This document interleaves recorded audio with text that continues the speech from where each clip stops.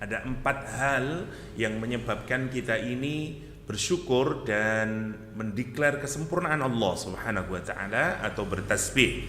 Allah yang menciptakan kita sempurna di dalam penciptaannya, kemudian memberikan proporsi ketentuan baik dari fisik kita, emosi kita, bahkan jalan hidup kita, semuanya di mana kita ada, di mana kita dilahirkan, siapa jodoh kita, anak kita, semuanya bagian dari takdirnya Allah SWT.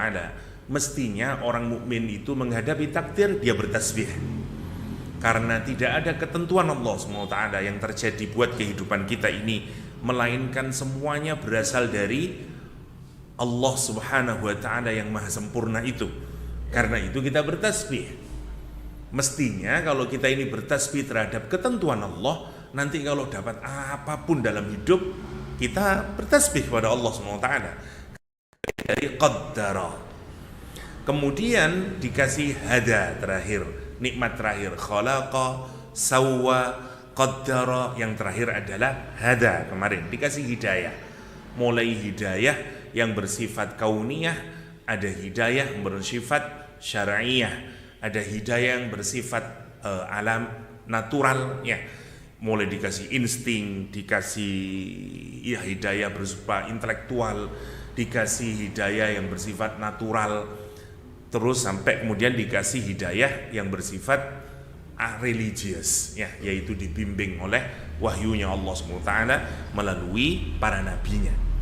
Kita masuk kemudian ke ayat berikutnya, Allah SWT memberikan gambaran kemudian lagi-lagi setelah teoritis seringkali ditambahin lagi dengan model kalau sekarang biasanya disebut dengan simbolik ya, atau dikasih presentasi simbolik, dan itu akan mengokohkan terhadap pemahaman kita. Walladzi akhrajal mar'a faja'alahu ghutsa'an ahwa.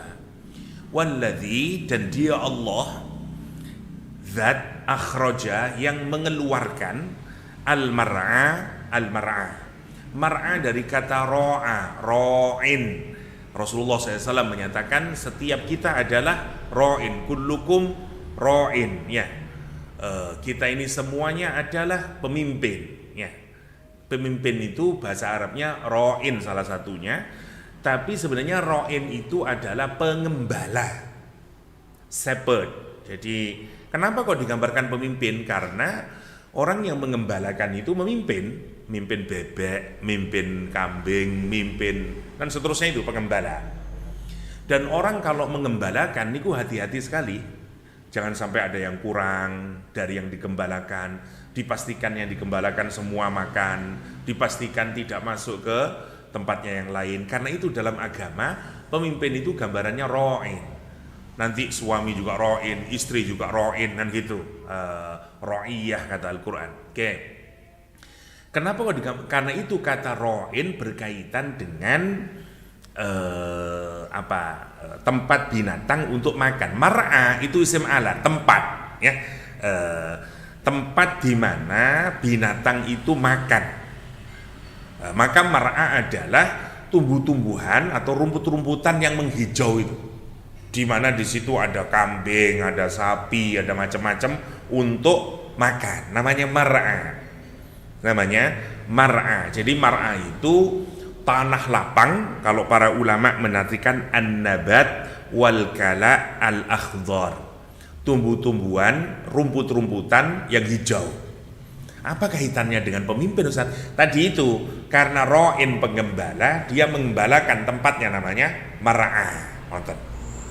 Nah, sekarang Allah menggambarkan, setelah tadi digambarkan tentang khalaqa, sawwa, qaddara, hada, sekarang digambarkan, kita disuruh mikir nih, Allah mengeluarkan ya dari tanah yang gersang itu, tidak ada apa-apanya, kemudian diturunin hujan, kemudian hijau ranau, tumbuh-tumbuhannya, rumput-rumputannya hijau, greenery ya, atau ya apa ya, ladang yang hijau. Dan kemudian disitulah mengambil manfaat kambing, tanaman, termasuk manusia. Kambing makan rumputnya, kita ngambil durennya misalnya. Semua kita makan yang hijau-hijau itu. Karena sumber kalau kita renungkan, semuanya berasal dari yang hijau itu. Kita makan dua-duanya. Ya, kita makan daunnya, bayamnya kita makan, sawinya kita makan. Hewan yang memakan yang hijau itu nanti kita makan juga, dan seterusnya. Allah menyatakan, aku yang akhroja itu, menumbuhkan itu, yang hijau-hijau itu, kemudian jadi ladang hijau. Faja'alahu, maka kemudian aku jadikan dia ghutha'an ahwa. Ghutha adalah hashiman jaffan, rumput yang mengering ya, dan kemudian kecoklatan, kehitaman ya. Ahwa itu mutaghayyiran ila sawadi ba'dal khudrah, berubah dari hitam berubah menuju hitam setelah hijau. Nonton secara mudahnya. Nanti saya jelasin dulu. Kita masuk ghutsaan dulu. Ma yakdhifu bihi sail ala jawanibil wadi minal hashish wan nabat wal qumas, katanya Imam Qurtubi. Yang dimaksud dengan ghutsa adalah segala sesuatu yang dihanyutkan oleh air banjir di pinggir-pinggir lembah, minal hashish, mulai dari rumput-rumputan, tumbuh-tumbuhan, potongan sesuatu, namanya ghutsa. Untuk gambaran apa? Karena dia sudah mengering, terus terpotong-potong, ya, menghitam, ibarat pohon ya, kemudian setelah dia mengering, patah dia. Makanya disebut dengan hashim. Dulu saya pernah menjelaskan kata hashim, seingat saya, hashim adalah penghancur. Hashama itu menghancurkan, to crush. Ya, kenapa kok ada Bani Hashim? Mbahnya Nabi Muhammad itu dulu tukang ngancurin nopo namine benih, bukan benih, nopo damel bubur nih loh, gandum. Nah, dulu dari gandum itu dihancurin, dihalusaken, belum wonten gilingan, dihancuraken, ngancurin gandum, biji-biji gandum sampai dia halus, kemudian damel bubur, dikasihkan kepada para jamaah haji dan umroh, orang-orang miskin di Mekah. Itu sedekahnya mbahnya Nabi Muhammad. Selalu, apalagi kalau musim paceklik, beliau yang bahkan seluruh kota Mekah itu terkenal, semua makan kepada mbahnya Nabi Muhammad SAW. Apalagi di musim haji dan umroh, beliaulah yang menang ngasih makanan itu. Karena itu dikenal dengan Hashim. Hashim itu si penghancur, atau bahasa sekarang si tukang bubur, namanya Hashim. Anak putunya disebut dengan Bani Hashim. Itu nama kehormatan, bukan itu gelar kehormatan, karena generousnya, karena ahli sedekahnya mbahnya Rasulullah SAW, sehingga orang-orang Arab menggelari beliau dengan Hashim. Nah, makna dasarnya menghancurkan. Kayu itu kalau sudah kering kemudian patah, kalau sudah kena injak kaki bunyi krek, nah namanya Hashim. Karena itu disebut dengan husyaan, itu maknanya sama dengan hashiman, jaffan yang sudah kering krek, nah namanya Hashim. Maksudnya dari yang hijau tadi, dia akan pelan-pelan berubah, mengering dia, ahwa. Dari yang warnanya hijau, dia akan berubah menuju ke arah yang gelap, yang hitam. Ada dua cara memaknainya, kata para ulama tafsir. Yang pertama, ini menggambarkan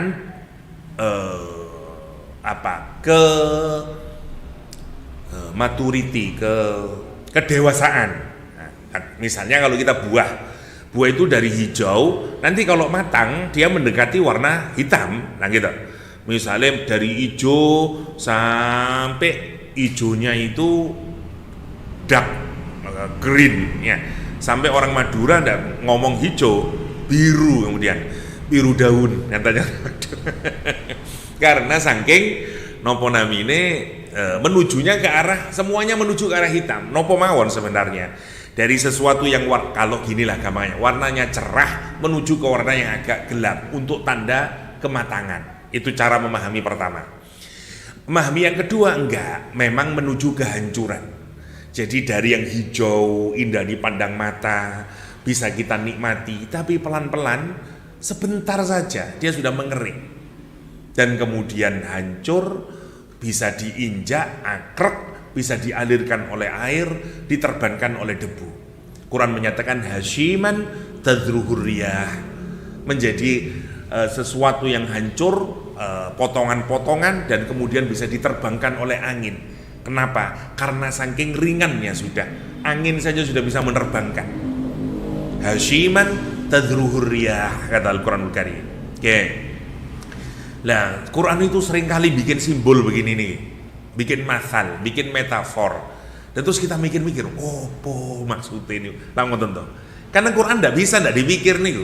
Kalau kita cuman alladzi akhrajal mar'a faja'alahu tha'an ahwa, dialah Allah yang mengeluarkan tumbuh-tumbuhan, rumput-rumputan yang hijau, kemudian menjadikannya mosok ngono tok lah ngoten to. Karena di atas tadi dijelasin Allah yang jadi sekarang monggo wonten kira-kira kelihatan tidak ada hubungannya. Allah menyatakan tadi, aku yang menciptakan kamu dari setetes air yang hina misalnya. Nggih, matur nuwun. Dari air, setetes air hina kumpul lemah. Tidak mengira itu kita menyangka bahwa itu akan menjadi manusia. Kemudian pelan-pelan ditumbuhkan dalam rahim, terus lahir, boten sakit nopo-nopo sampai kemudian besar. Jadi Mike Tyson, jadi Albert Einstein, jadi Thomas Alva Edison, jadi dan seterusnya nih. Padahal dari drop of water tadi itu, dari semen tadi, dari spam, itu namanya sawwa. Allah yang khalaqa fasawwa.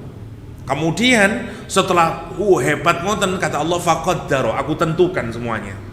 Yang ini jadi ini, yang ini jadi ini, yang ini jadi ini. Kekayaannya segini, umurnya segini, istrinya ini, semuanya ditentuin oleh Allah. Rambutnya begini dan seterusnya. Namanya qaddara. Fahada, oleh Allah dikasih petunjuknya juga. Petunjuk yang bersifat insting, petunjuk bersifat intelektual, petunjuk bersifat ruhani, semuanya wahyu, semuanya dikasih oleh Allah. Tapi selesai mantan itu, dihabisin itu. Sekarang jama tanah gersang, kemudian ditumbuhkan tanaman, menghijau dia, indah semuanya, menghasilkan buah. Kemana akhirnya? Pelan-pelan dia mengering, menguning, hitam, sampai angin pun bisa menerbangkannya. Air pun bisa menghanyutkannya. Nopo kita niku. Wong lek seneng bahasa, ya Allah. Ada dua memahaminya. Yang pertama, setelah kalimatnya harus kita hubungin dengan kalimat sebelumnya. Kalimat terakhirnya adalah fahada. Maka Allah memberikan hidayahnya juga.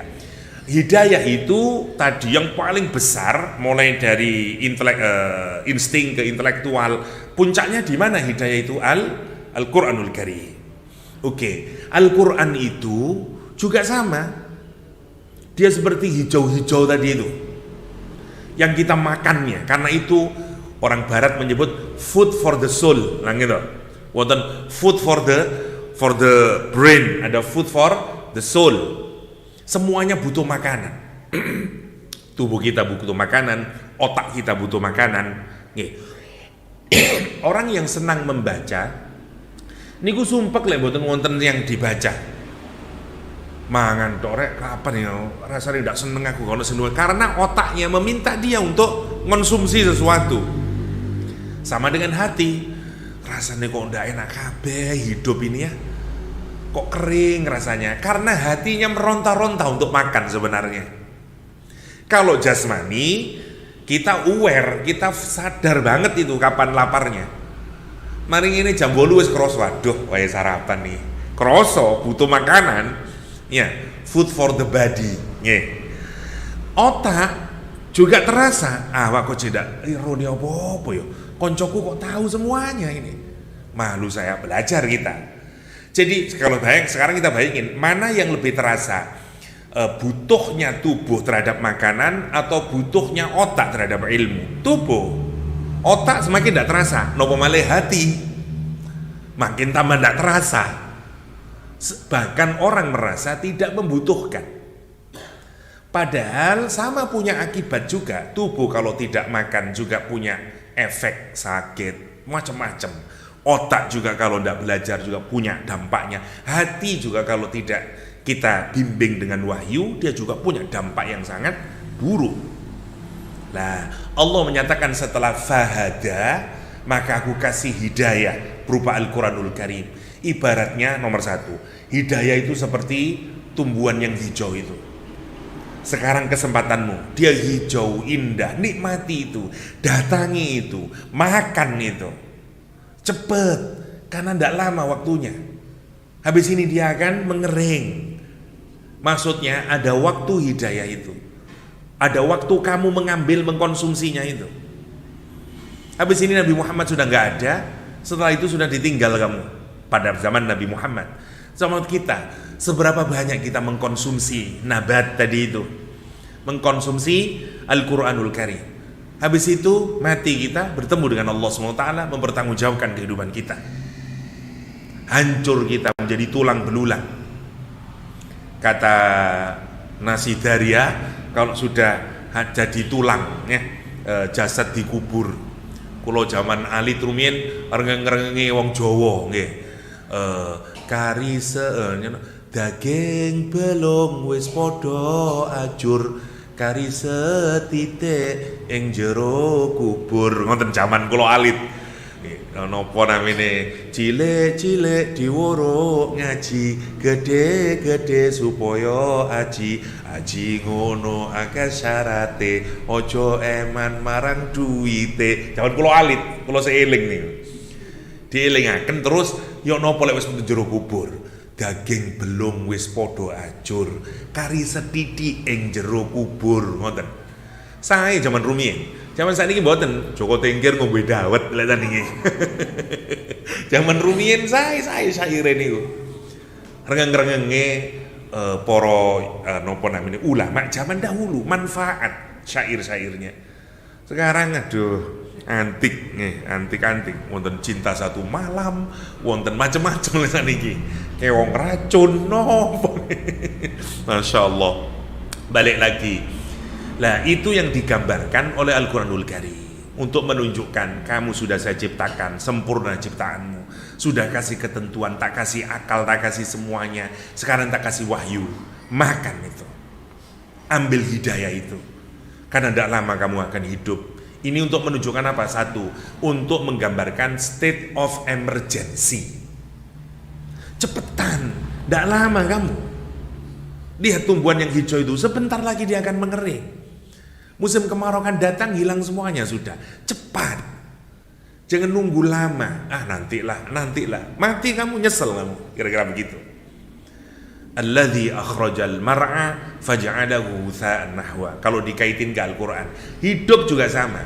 Dia hijau rano. Setelah Allah nyiptain tadi, menciptakan, menyempurnakan, menentukan, memberikan hidayah, petunjuk, keadaan kita seperti apa? Mar'a tadi, yang hijau rano tadi. Ya, karena itu ingat, kamu itu sekarang sudah hijau rano, tapi sebentar hidup itu. Jangan ketipu oleh hidup di dunia itu. Meskipun sekarang hijau, indah, greeny, ya, Masya Allah, nyenengaken semuanya, tapi sebentar lagi dia akan menghitam. Begitulah kehidupan. Banyak terserah jenengan analisan, karena Allah itu kalau bikin masal, kita dituntut untuk menganalisa. Imajinasinya itu ya, ngoten.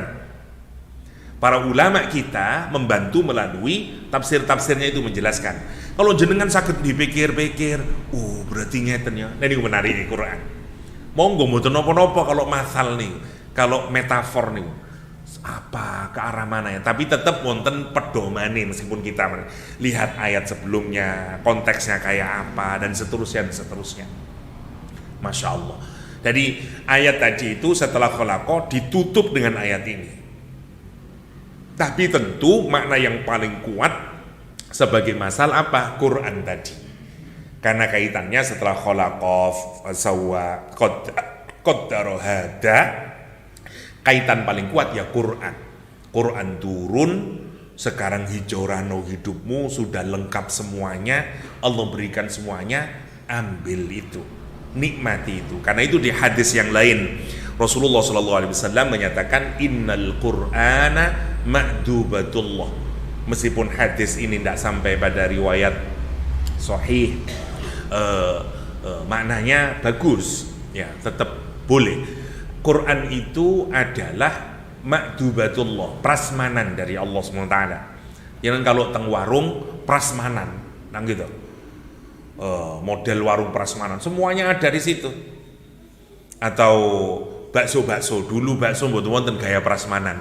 Sekarang semua bakso modelnya prasmanan semuanya, ngambil sendiri semuanya. Nah gitu. Wonten macem-macem. Ini wonten gule, wonten rawon, semua ditata. Nah, Quran itu diibaratkan oleh Rasulullah seperti ma'dubatullah. Seperti prasmanan itu. Datangi kata Allah dan makanlah. Ambil.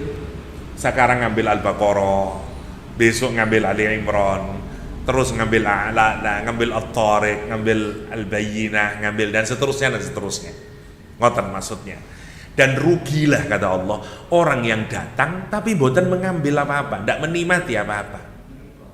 Ngaku muslim oleh Al-Quran, sudah punya Al-Quran, bahkan ada Quran di rumahnya, ada Quran di HP-nya, tapi digelok tok, tidak bisa apa-apa dia, tidak dapat apa-apa dia. Itu namanya alladzi akhrajal mar'a faj'alahu ghutsa'an ahwa. Annal ghutsa' ma yabisu minan nabat hatta sara hashiman tadruhu riyah. Ini tadi ya sudah saya jelasin. Sanuqri'uka fala tansa illa ma syaa Allah innahu ya'lamul jahra wa ma yakhfa. Sanuqri'uka, kami akan membuatmu mengucapkan, membacakan kepadamu Muhammad. Sanuqri'uka, kami akan membacakanmu Muhammad sallallahu alaihi wasallam, fala tansa, atau membuatmu bisa membaca. Karena Nabi Muhammad boten saged maca. Tapi sanuqri'uka, berarti sinten ini sing aktif? Allah Subhanahu wa taala. Karena ada kaminya itu, nunya itu ada nunnya, kami artinya. Sanuqri'uka, kami yang akan membuat kamu punya kemampuan nanti bisa membacanya, membaca Al-Qur'anul Karim. Ya. Atau kami yang membuat kamu bisa membacanya Al-Qur'anul Karim itu, ngasih kemampuan qiraah kepada Nabi, fala tansa, maka kamu tidak akan melupakannya. Nah, niki menarik, ngeten. Nabi Muhammad itu dikenal dengan ummi, bahkan hidup di masyarakat yang digambarkan oleh Al-Quran sebagai ummiyun, ya. Masyarakatnya itu masyarakat yang tidak mengenal baca dan tulis, ya. Karena itu disebut dengan ummiyun. Ummi artinya ya ibu, disebut ummi seperti ibu, itu maksudnya, dibangsakan dengan ibu. Maksudnya apa? Ibu itu kalau melahirkan anaknya, begitu lahir dia tidak bisa baca, tidak bisa nulis. Tidak ada bayi lahir terus iso moco, iso nulis nih, wedi dengan. Jadi begitu lahir dia tidak bisa membaca, tidak bisa menulis. Lah kalau ada orang yang juga tidak bisa membaca nulis sampai dia dewasa, maka orang Arab menyebut dia seperti anak yang baru dilahirkan tadi itu, ummi istilahnya. Lah ini tentu harus kita pahami kenapa kok orang Arab itu tidak bisa baca, tidak bisa menulis. Masyarakatnya disebut dengan ummiyun karena masyarakatnya memang tidak memerlukan membaca dan menulis. Ngoten. Satu, nggak ada kitab yang dibaca oleh orang Arab. Orang Arab tidak punya. Orang Jawa nggak ada kitab, banyak Tripitaka. Ya, banyak kitabnya orang Jawa. Bahkan tulis-tulisannya para sunan banyak sampai sekarang bisa kita akses, ya. Tulisannya Sunan Kalijogo, tulisannya Sunan Giri, tulisannya Sunan Bonang, Teng Leiden, ada semuanya itu, ya. Ditulis dengan bahasa Pegon, macam-macam, bahasa Jawa, tulis-tulisannya para sunan. Kita masih ditinggalkan Babat Jawa dan seterusnya itu, Babat Diponegoro, wonten semuanya. Jadi kebudayaan kita masih wonten, karena itu kita wonten tulisan dan seterusnya. Orang Jawa bisa baca. Wong Arab zamannya Kanjeng Nabi, buku nopo? Wonten buku. Nggak ditinggalin apa-apa. Kebudayaan mereka itu nggak meninggalkan apa-apa. Lah jenengan mboten waca buku, kepingin iso maca. Lah apa sing maca wong dono bukune? Nggak penting maca niku. Nulis iki mboten penting, ngoten ceritane niku. Nah, nomor satu itu, tapi manusia itu kan ngoten, kalau dia tidak memanfaatkan satu hal, maka biasanya hal yang lain dia kuat. Orang yang buta, pendengarannya jauh lebih sensitif dibanding orang yang melihat dan yang mendengar. Gitu. Kuat sekali, makanya biasanya orang yang buta hafalannya juga kuat. Nah, ibaratnya wong Arab rumiyin itu ndak iso maca, mboten iso nulis, ndak penting buat mereka. Tapi kalau kita geser ke Iran, Persia saat itu, mereka kaya dengan buku, dengan sudah tinggi peradaban mereka. Dibanding Arab, ndak ada apa-apanya Arab itu saat itu. Jadi dia sudah tinggi, karena itu mereka pintar baca, pintar nulis. Romawi pintar baca, pintar nulis. Mereka sudah banyak buku dari Yunani dan segala macamnya. Nah, orang Arab yang bersentuhan dengan kebudayaan Persia dan Romawi, dia belajar menulis. Ngoten. Seperti pamannya Khadijah dan seterusnya. Tapi mboten arus utama dulu di Arab. Nah, mereka kemudian mengandalkan hafalan orang Arab. Dia tidak perlu menulis. Budayanya budaya ucapan. Budaya ucapan, bukan budaya tulisan. Memang ngucap. Akhirnya mereka sangat hebat di dalam ucapan. Makanya keluar syair-syair. Kepandaian orang bukan menulis, mengucapkan sesuatu. Muncul syair, muncul macam-macam nih. Tinggi dalam hal syair, nggak ada yang mengalahkan orang Arab. Gitu maksudnya. Kenapa? Karena mereka tidak menulis. Keindahannya kemudian pada syair, bagaimana mereka merangkai kata dan seterusnya. Karena merangkai kata plus kuat hafalannya orang Arab. Kenapa? Karena semua maksimal diusaha, tidak pakai menulis, tidak pakai membaca. Dan syair itu dihafalkan oleh orang Arab, tidak ditulis. Orang yang menulis syair tanda dia bodoh.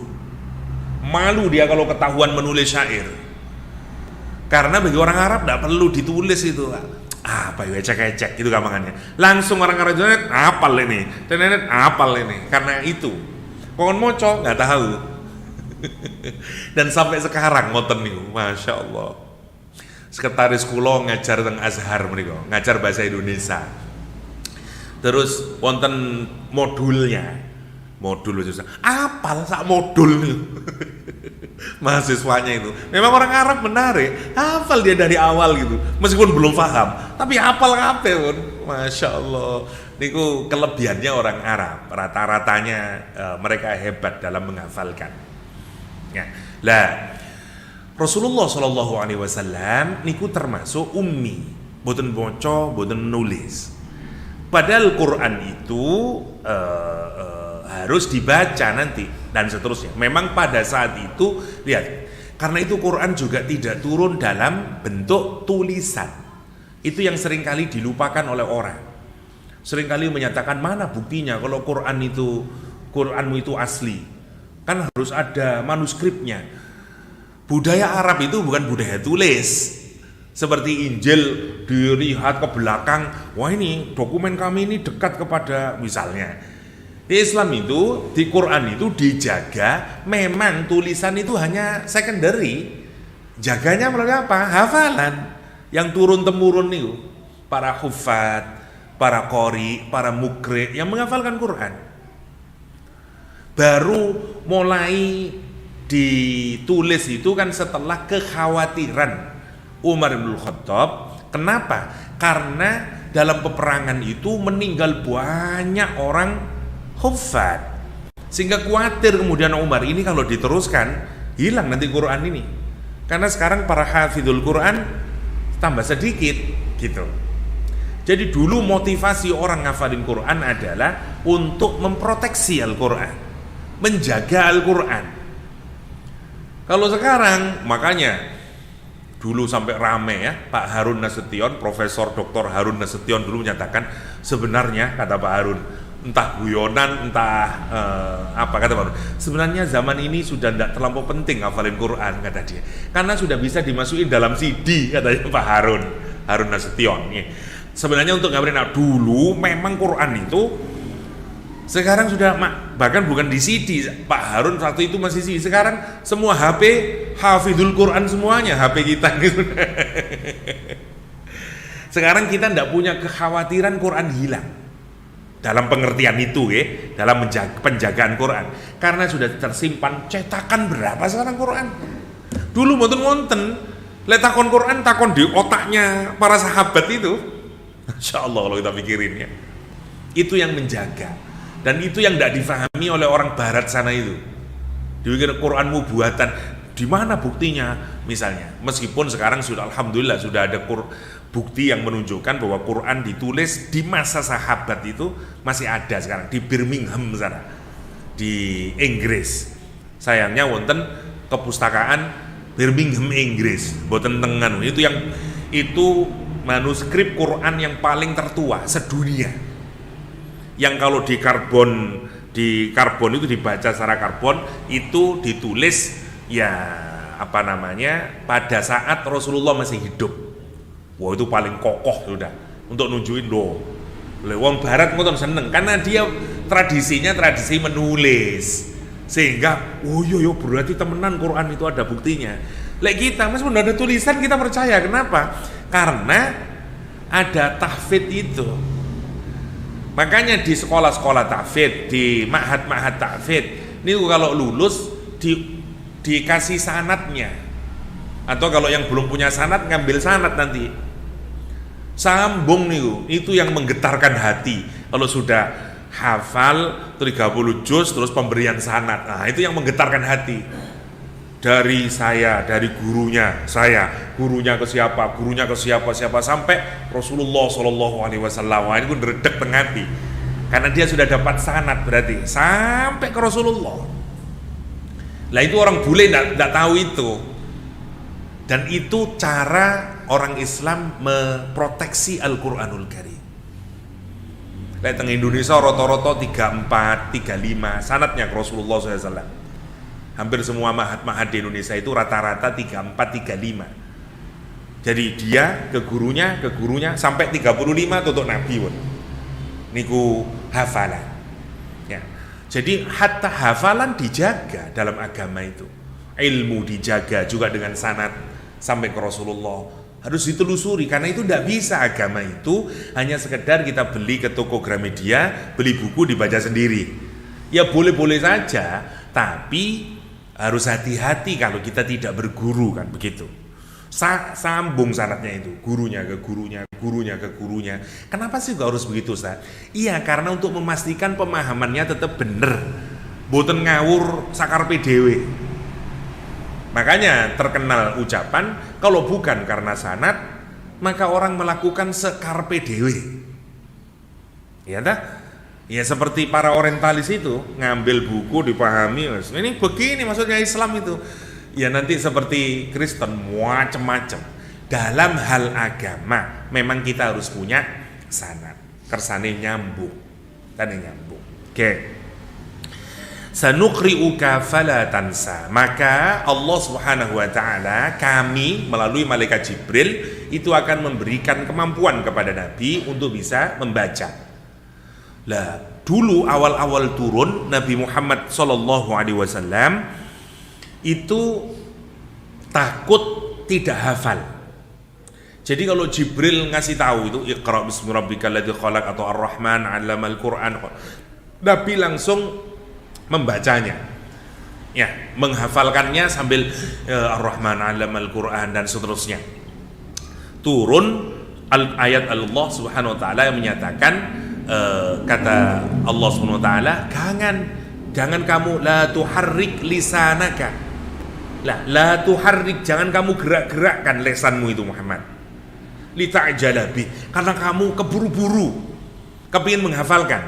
Jibril itu deres, katakanlah ya.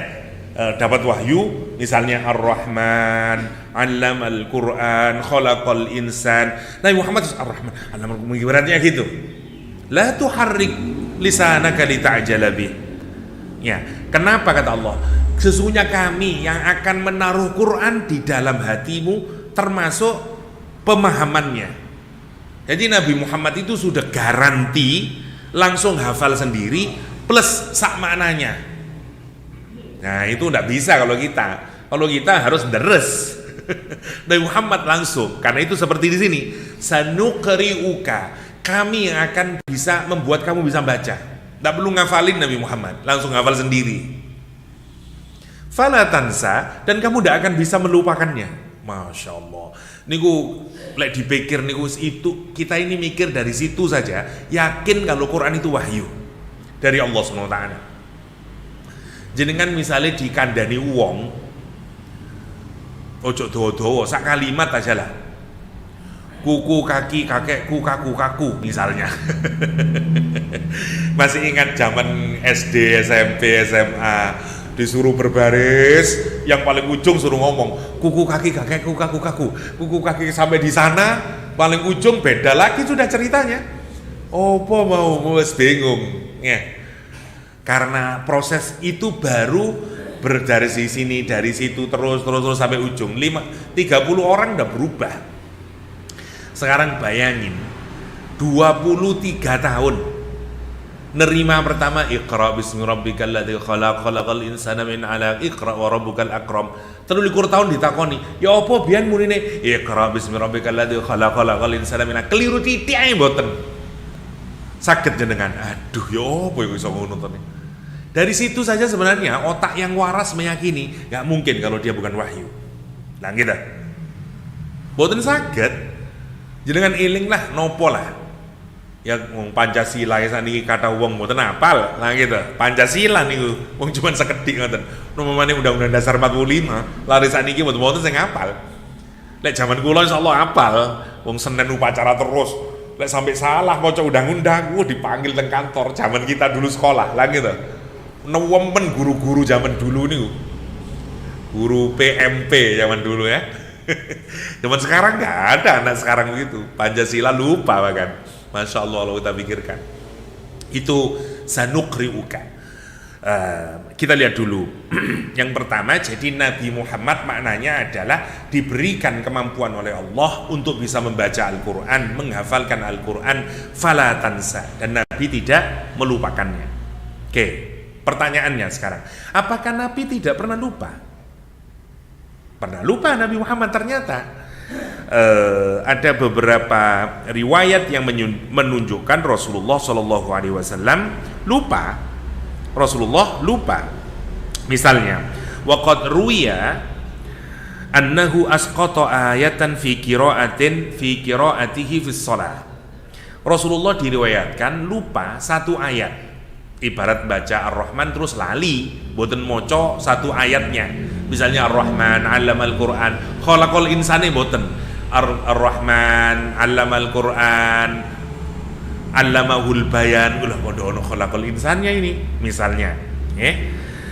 Fahasiba Ubay, dan Ubay bin Ka'ab itu menyangka annaha nusikhat. Sesungguhnya ayat itu dinasah, dibuang, diabrogasi. Fasa'alahu, kemudian bertanya Ubay bin Ka'ab, faqala, Rasulullah SAW menjawab, inni nasituha, kata Rasulullah SAW, aku melupakannya. Ya. Wakila huwa minan nisyan ay illa masyaallahu ayunsiyaka. Nah, terus kalau kita melihat riwayat ini apa maksudnya? Duh, katanya fala tansa, sanuqri'uka, maka kami akan membuat kamu membacanya, fala tansa, dan kamu tidak akan melupakannya. Loh, ini kok wonten riwayat lupa kanjeng Nabi Muhammad. Yo nopo terus ini maksudnya? Nah, ini yang menarik.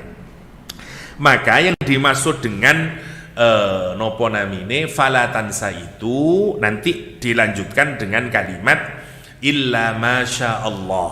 Ngoten. Kecuali masya Allah, Allah berkehendak untuknya. Nah, para ulama menafsiri kehendak ini macam-macam, kecuali Allah berkehendak untuk Nabi Muhammad itu melupakannya. Padahal Nabi Muhammad, Allah tidak berkehendak Nabi Muhammad untuk melupakan. Karena itu Nabi Muhammad tidak melupakan. Cara memahami nomor satu.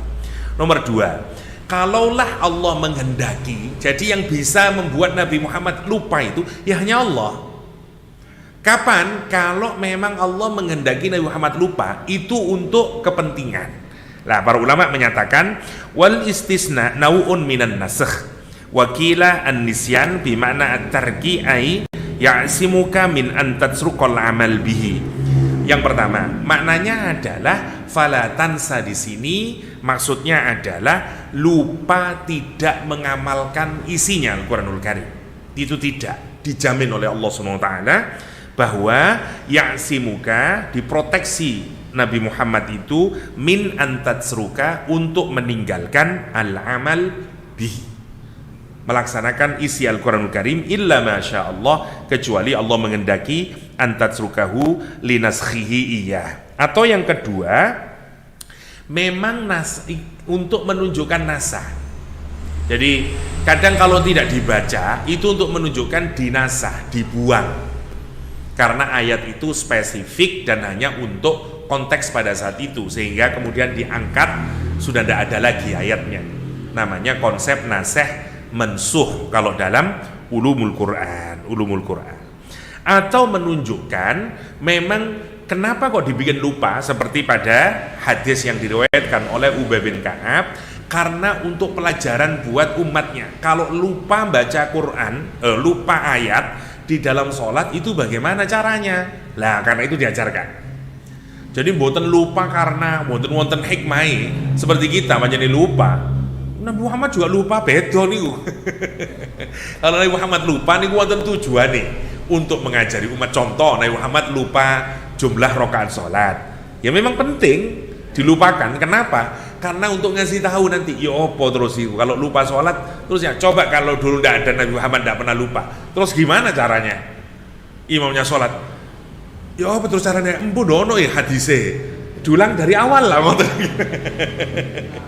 Karena itu butuh pelajarannya. Nah, salah satu wonten prakteknya. Nabi Muhammad juga dilupakan, tapi bukan dalam pengertian dilupakan di otaknya. Habis itu ingat lagi Rasulullah. Wonten maksudnya para ulama. Itu yang dimaksud dengan fala tansa. Sanuqri'uka il-Qur'an ya Muhammad fanu'allimukahu fala tansa ay fatahfat. Rawahu Ibnu Wahab an Malik wa hadi busyra minallah. Dan ini adalah busyra, ya, kegembiraan, ya, dari Allah Subhanahu wa taala. Basyarahu bi anna atahu ayatan bayyinah wa hiya yaqra' alaihi Jibril ma yaqra' alaihi minal wahyi wa huwa ummi la yaktubu wa la yaqra'. Seperti yang saya jelaskan tadi, Anda usah fayafadhu wa la yansah. Wa an Ibnu Abi Najih an Mujahid qala kana yatadzakkaru makhafatan ayyansa. Nabi itu selalu mengucapkannya, menzikirnya, mengucapkannya karena takut lupa. Fakila kafaitukahu. Kemudian malaikat Jibril menyatakan, atau Allah yang menyatakan, enggak, Allah sudah mencukupkan kepadamu, kamu langsung hafal sendiri. Itu maksudnya. Qala Mujahid kana an-nabi idza nazala alaihi Jibril wahyi lam yafrugh Jibril min akhir ayah hatta yatakallam lin-nabi bi awwaliha makhafatan an yansaha. Jibril itu kalau membacakan ayat Quran, sebelum Jibril selesai Nabi sudah qomat kamit karena takut tidak hafal.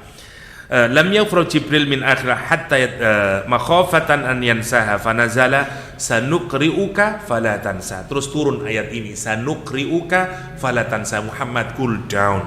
Allah yang akan membuat kamu bisa membacanya dan menghafalkannya, kan kamu tidak akan lupa. Sudah. Sebagaimana di surat Al-Insan, la tuharrik litanaka lita'jala bi inna alaina jam'ahu wa qur'anah. Ya, kami akan mengumpulkan di dalam.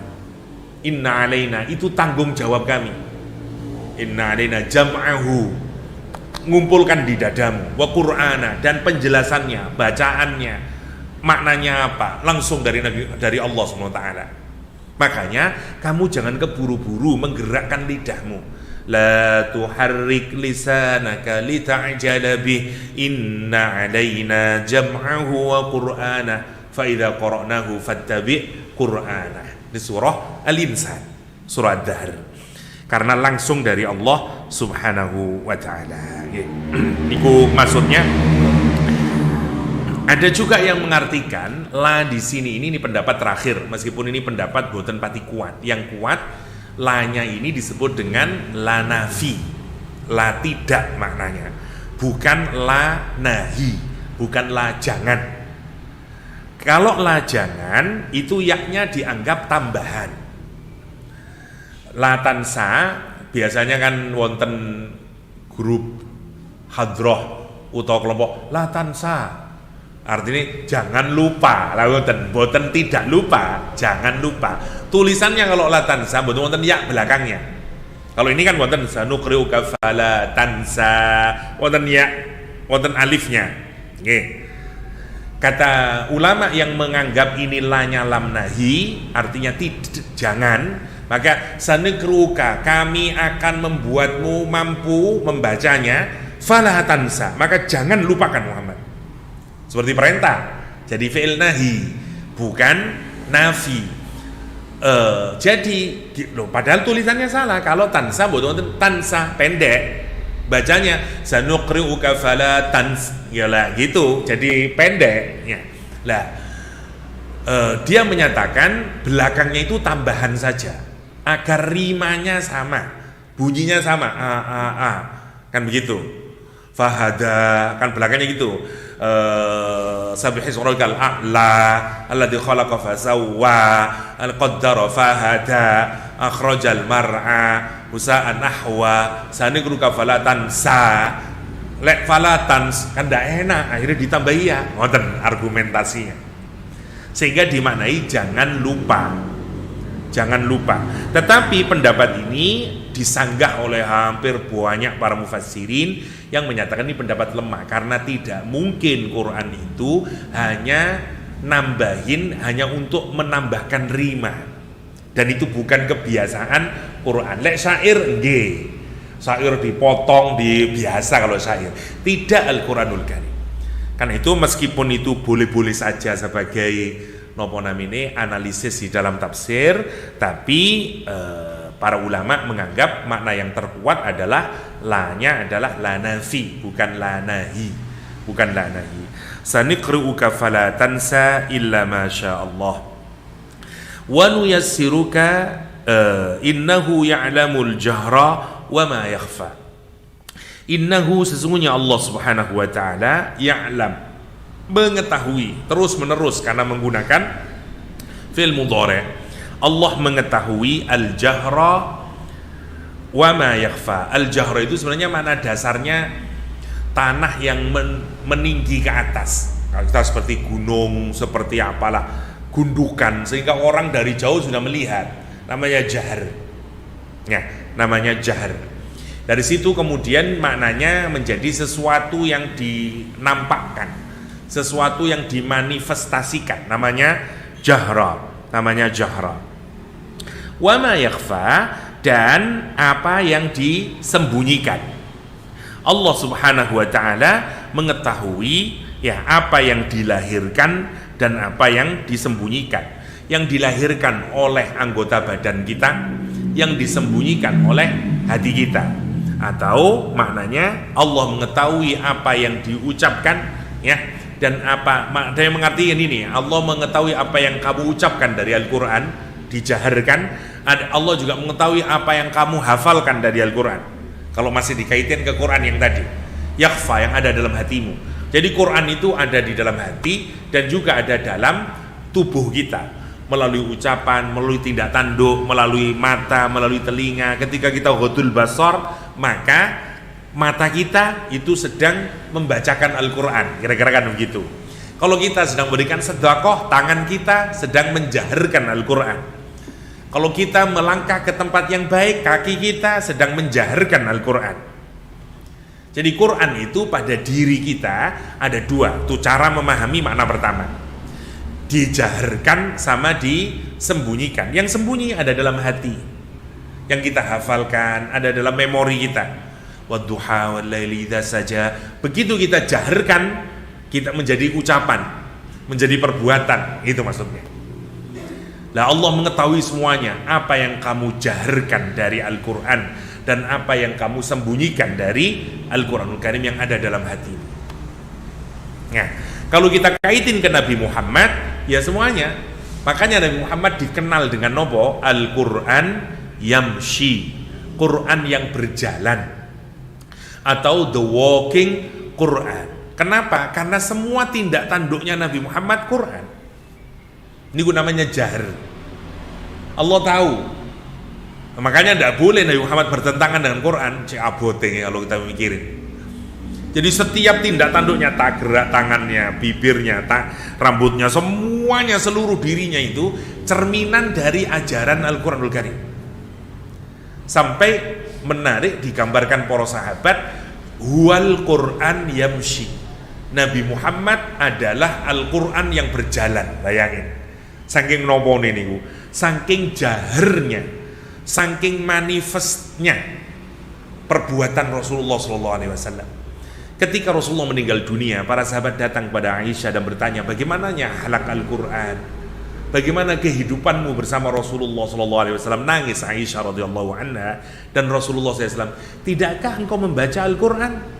Kata Aisyah, kenapa Aisyah? Kana khuluquhul Quran. Akhlaknya beliau ya Quran itu sudah. Perangainya Rasulullah, sikapnya Rasulullah, marah, senyumnya Rasulullah, ya Quran itu sudah. Masya Allah. Kana khuluquhul Quran. Akhlaknya itu Quran. Itu namanya jahr. Wa ma yakhfa, dan apa yang ada dalam hati kita.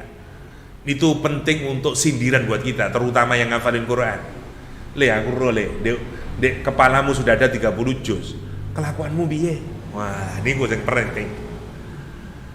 Jadi jangan sampai kita ini hanya wa ma yakhfanya, tapi yang jaharnya mboten wonten. Innahu ya'lamu jahra wa ma yakhfa. Allah mengetahui, itu makna yang pertama, ya. Annal jahra ma hafidtahu minal Qur'an fi sadrik wa ma yakhfa ma nusikha min hifdik. Ada juga yang mengartikan kepada Nabi Muhammad, yang jahar adalah Al-Quran yang ada di dalam hatinya Nabi, yang kemudian diucapkan kepada umatnya. Yang khafi adalah, yang disembunyikan adalah ayat Quran yang sudah dihapus oleh Allah SWT karena dinasakh. Itu yang kedua.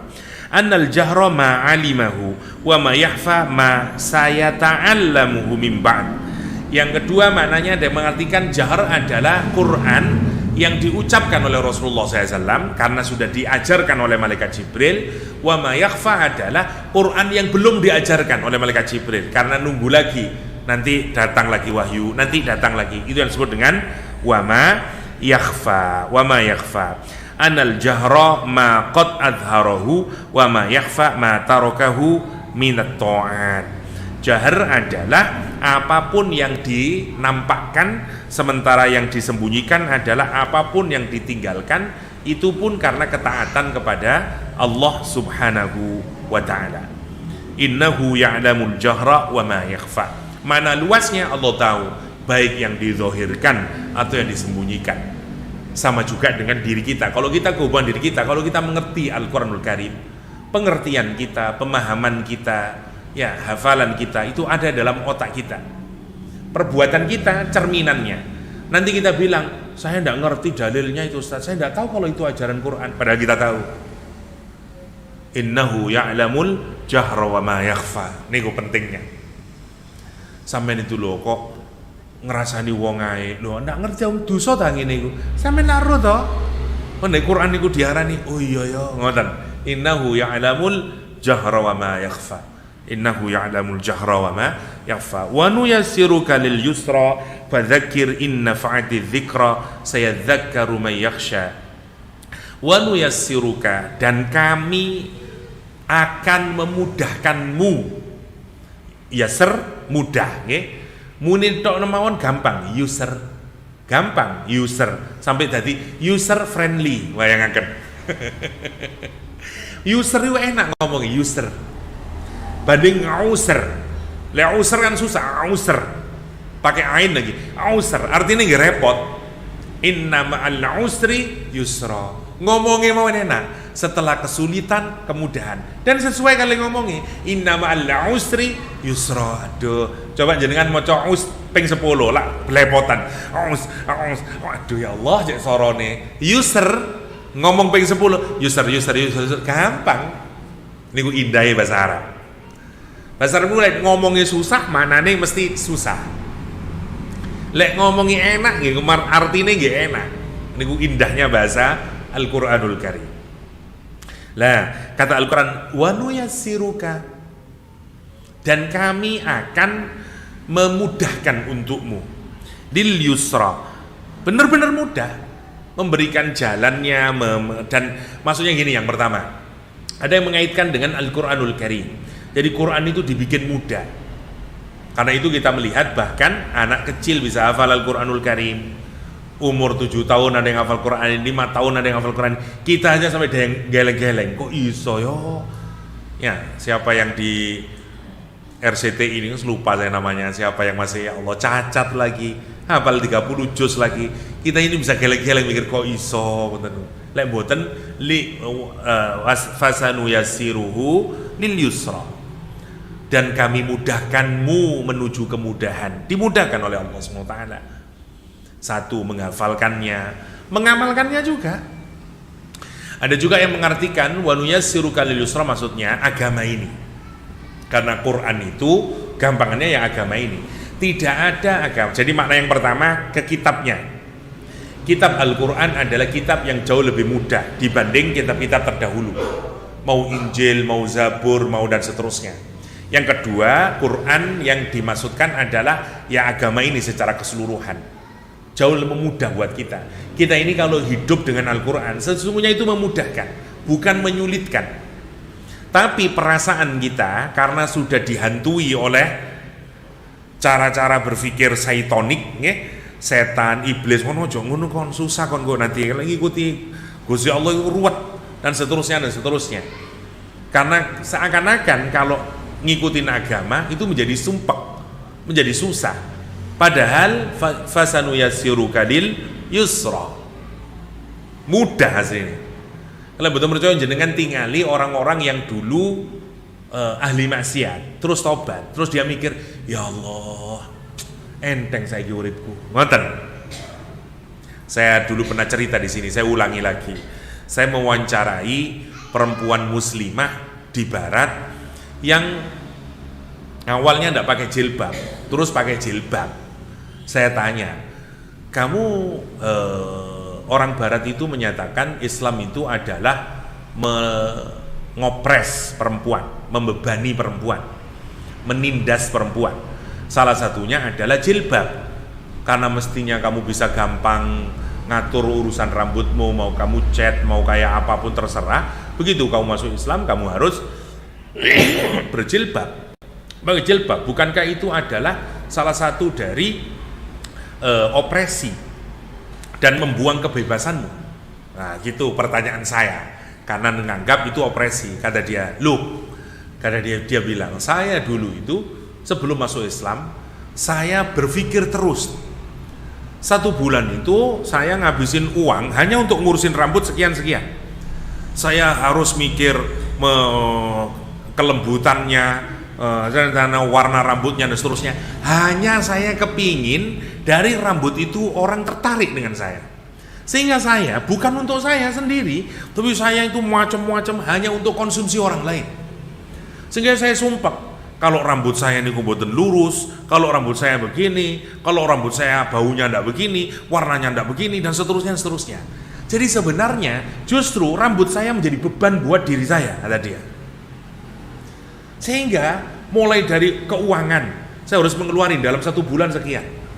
Yang kedua, itu jadi beban buat hati saya, emosi saya, karena kalau saya tidak baik, orang akan mencibir saya, begini. Jadi total jenderal, dulu waktu saya tidak pakai jilbab, sumpah hidup saya hanya karena ngurusin rambut. Sekarang, begitu saya masuk Islam, simple. Ibaratnya wong Indonesia, wong Jogto, sanslik, sasaset, selesai urusan.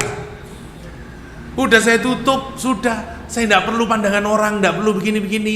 Poin nomor 1, kata dia. Nomor 2, dulu waktu saya masih rambut saya terbuka, saya itu kalau berhadapan dengan orang, itu orang lain melihat saya itu sebagai, ngapunten nggih, objek seks yang menarik, yang terpikat. Jadi saya itu kepingin dihargai sebagai benda yang kemudian orang melihat saya cantik, tertarik secara syahwat dan seterusnya. Padahal saya ini kan bukan tubuh, saya ini punya hati, kata dia. Saya ini manusia seperti juga laki-laki manusia. Kenapa saya itu kepinginnya kalau saya berinteraksi dengan laki-laki, berbicara dan seterusnya dalam pekerjaan, saya itu dihormati sebagai perempuan, tidak dihormati sebagai objek seks, kata dia. Dulu waktu saya pakai rambut, justru itulah yang menyebabkan saya dianggap sebagai objek seks. Maka ketika saya tutup, sekarang enggak. Orang berinteraksi dengan saya sebagai manusia dengan manusia, kata dia. Maka bagi saya jilbab itu adalah liberation, kata dia. Ini pembebasan saya, bukan opresi. Saya wawancara itu terkagum. Wow, saya keren jawabannya dia nih. Makanya saya hafal sampai sekarang cara si perempuan ini menjawab. Orang kalau memahami ajaran agama ini, sesungguhnya agama ini memudahkan hidup kita, bukan menyusahkan hidup kita. Ngoten semuanya. Makanya katanya Rebek yang datang ke istana Persia, masuk ke istana Persia, kemudian mengikat kudanya yang boten keren itu, kuda biasa, dia ikat di pilar-pilarnya istananya Persia. Rambutnya berdebu, bajunya berdebu, karena dia naik kuda. Dan kuda ibarat sekarang itu boten Mercy yang dinaikin, ya paling carry lah, ya biasa saja. Tapi datang ke istananya Persia, ibarat sekarang datang ke White House, diminta oleh bodyguard di situ, kamu mau ngapain? Saya mau menyerahkan surat Rasulullah SAW. Mana? Enggak. Rasulullah SAW menyatakan bahwa saya harus menyampaikan sendiri ke tangannya pemimpinmu, Kaisar Persia. Kata dia, kamu ini apa-apaan? Rame kemudian. Raja mendengar, ada apa itu? Ini ada utusan Muhammad, Nabi yang mengaku Nabi di Arab sana, mau bawa utusan, silakan masuk, kata dia. Dia masuk sama kudanya, pakaiannya dekil, rambutnya awut-awutan, berdebu karena perjalanan panjang itu. Orang itu kalau masuk ke White House, jenengan masuk ke White House, sarungan, dekil, pede jenengan. Nah, derek ya apa iki? Wabe doasan, wangi perlente. Nih mboten. Kata dia, kamu ini siapa? Ibarat sekarang sok-sokan sekali kamu ini. Orang dekil, pakaiannya jelek dan semuanya. Lihat gagahnya sahabat Nabi ini. Kenapa? Karena punya Islam. Kata dia, kami adalah nahnu qaumun. Kami ini adalah kaum yang dipilih oleh Allah SWT untuk membebaskan manusia dari perbudakan manusia kepada manusia. Dan kami akan mengembalikan perbudakan kemudian kami bebaskan kalian dengan hanya menyembah kepada Allah SWT. Gila itu. Niku ngomong dek ngarepe Joe Biden ibarat sekarang. Niku Rebek ya, sahabat Nabi yang diutus oleh Rasulullah untuk membawa surat ke Kaisar Romawi. Seperti itu karakternya nanti. Kenapa? Karena Al-Qur'anul Karim. Karena Al-Qur'anul Karim. Urip jadi enteng, soge ndak soge biasa mawon teng Islam. Lah gitu. Jadi itu yang disebut dengan wasanu yassiruka lil yusra. Nuyassiruka li an ta'mala khairan. Allah akan memudahkanmu untuk melakukan perbuatan baik, kata Ibnu Abbas. Lil jannah, Allah memudahkanmu untuk menuju surga, kata Abdullah bin Mas'ud. Lil dini wal yusri wa laysa bil usr. Allah memudahkanmu kepada agama ini untuk kemudahan dan bukan untuk kesusahan, seperti yang saya jelaskan tadi. Ini kata Imam Ad-Dhahhak. Maknanya wa nuyassiruka lil yusra. Fadzakir inna fa'ati dzikra. Terakhirnya sebenarnya saya mau menyelesaikan, ternyata belum selesai juga. Fadzakir, maka berilah peringatan.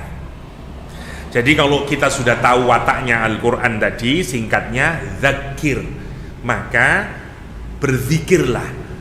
Zikir itu maknanya dua.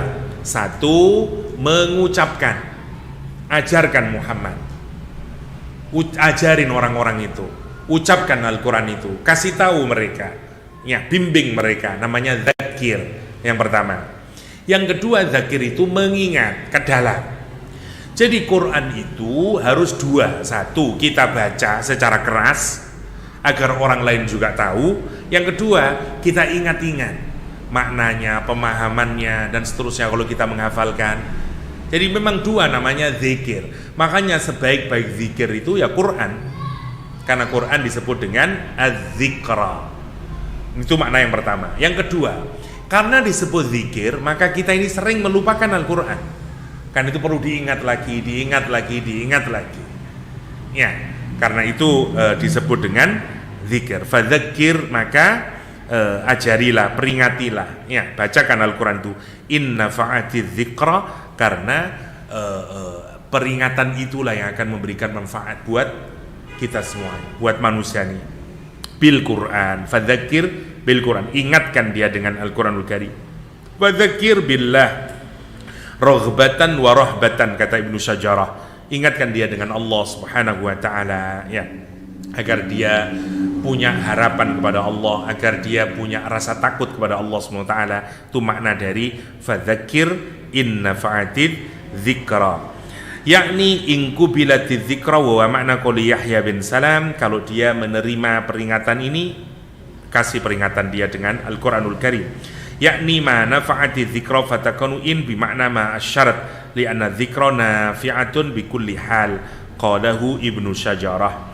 Ada yang menyatakan innya di sini adalah maknanya yang pertama ma nafa'at az-dzikra, innya bi makna ma asyarat, ya. Jadi disuruh memperingatkan dengan apa saja yang bermanfaat dari Al-Quranul Karim. Al-Quranul Karim. Insyaallah kita lanjutkan di pertemuan mendatang. Ngapunten, subuhnya sekarang makin sore ya, jadi boten tidak bisa lama kita. Saya dzakkaru may yakhsha, insyaallah ya tajuan nabul asqa. Nanti kita melihat siapa mereka ini yang disebut Al-Quran dengan orang yang takut, dengan orang yang ashqa. Jadi nanti kita akan bahas dua tipikal orang setelah berinteraksi dengan Al-Quranul Karim.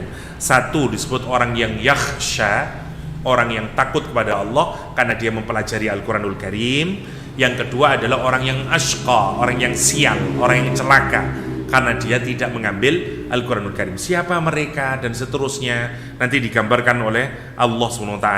Ada kisah yang menarik sebenarnya di bahasan tentang ashqa, tapi jamnya boten nutut. Kita insyaallah diskusikan di pertemuan mendatang terusan dari siapa al-ashqa, siapa yang mayyakhsha di dalam surah Al-A'la ini. Demikian, semoga wonten manfaatipun. Allah yakum ajma'in wa sallallahu ala nabiyyina Muhammadin wa alihi washabbihi wasallam wa akhiru da'wana alhamdulillahi rabbil alamin. Subhanakallahumma wa bihamdik asyhadu an la ilaha illa anta astaghfiruka wa atubu ilaik. Assalamualaikum warahmatullahi wabarakatuh.